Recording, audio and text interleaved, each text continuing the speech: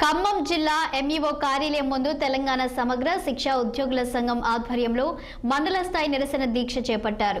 విద్యాశాఖ సమగ్ర శిక్షా ఉద్యోగులను రెగ్యులర్ చేసి తక్షణమే పే స్కేల్ అమలు చేయాలని 2 రోజుల దీక్ష చేపట్టారు. ఎన్నికల్లో పాఠశాల విద్యాశాఖ సమగ్ర శిక్షా ఉద్యోగులకు ముఖ్యమంత్రి ఇచ్చిన హామీలను అమలు చేయాలని డిమాండ్ చేశారు. ఈ దీక్షలో ఖమ్మం అర్బన్ రఘునాథపాలెం పాఠశాల విద్యాశాఖ సమగ్ర శిక్షణ డిపిఆర్ఓ కాంట్రాక్ట్ ఉద్యోగులు పాల్గొన్నారు. ఇమేజ్ కోఆర్డినేటర్గా ఖమ్మం అర్బన్ మండలం ఎంఈఓ ఆఫీసర్లో వర్క్ చేస్తున్నాను.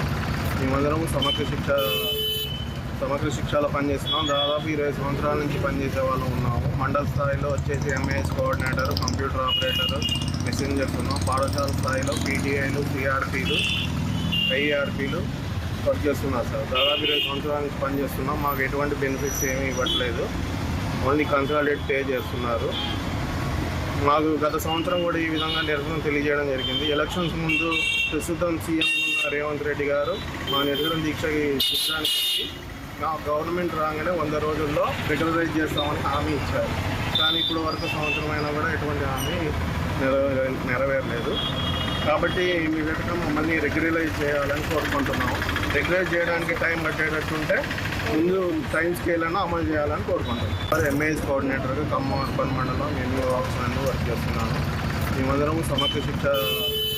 సమగ్ర శిక్షలో పనిచేస్తున్నాం. దాదాపు 20 సంవత్సరాల నుంచి పనిచేసే వాళ్ళు ఉన్నాము. మండల స్థాయిలో వచ్చేసి MAS coordinator, computer operator, messengers ఉన్నాం. పాఠశాల